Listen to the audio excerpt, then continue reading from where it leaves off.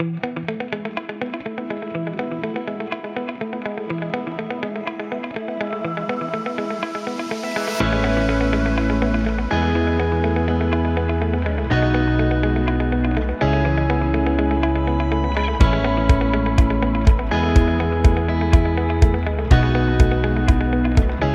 first is we try to imagine the red thread of a child from nursery all the way to graduation in grade 12. And if their journey starts here, what does it look like for the next 15 years? I'll start at the end. What will a student need to be able to know when they graduate? We have all these natural transition points that really help us think about focusing on the things that students need. But we know that every student is different. Well, we do invest heavily in student and learning support. Make sure that if there are any deficits in learning and roadblocks to growth, that we've got the people and the expertise to make sure that they're still progressing.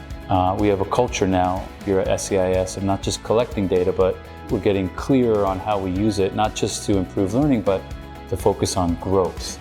That helps us not just focus on kids who are struggling, but every student. We've got a big push in all of our lower school around win time, what I need time.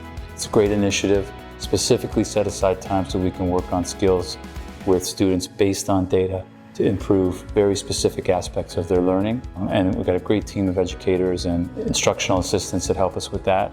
So it's that idea of a rising tide lifts all the boats. And that's really the approach we've been taking with data and challenging, but also supporting students.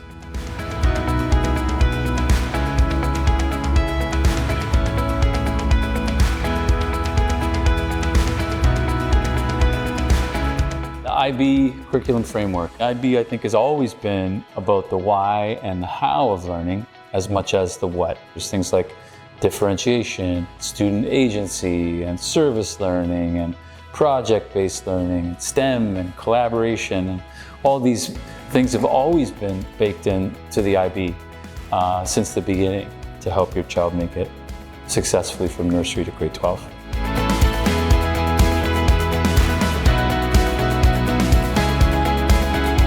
The SCIS approach to learning, I think what we try to do is not make assumptions. There's an assumption that if you teach something, then the student will automatically learn it. And we try really hard and spend a lot of time instead thinking about individual student needs and fundamental things like how do we get them engaged and excited and motivated to learn? How do I know that they've learned something? Do I wait until the test? Do I wait until the end?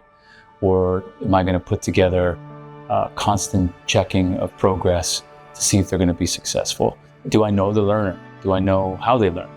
Am I designing experiences so that I'm removing any barriers that they may have and sort of making sure that it fits their needs and they're going to be able to catch on and imprint?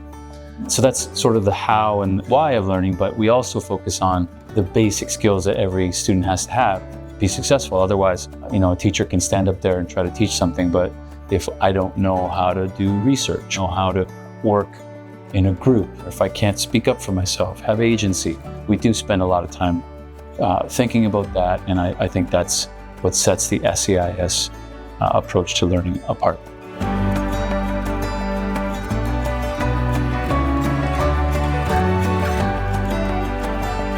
Developing the whole child, but I do think there are aspects here at SCIS that we do particularly well because it's what we believe in and we invest heavily in it, and that is social emotional well-being.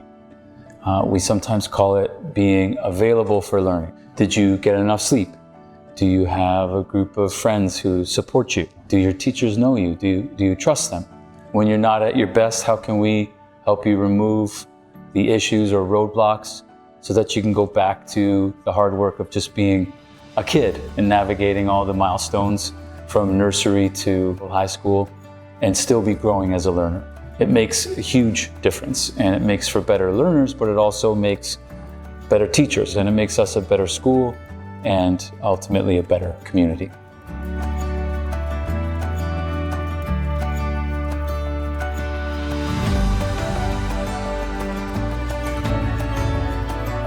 If you look at organizations that publish surveys from industry leaders in the workplace and you look at the top 10 skills and attributes that they're looking for in prospective employees, subject knowledge is not going to be number one, and in fact it's barely in the top 10 if you include computer skills. So really, they want people who are able to collaborate effectively, have strong communication skills, particularly in the age of artificial intelligence.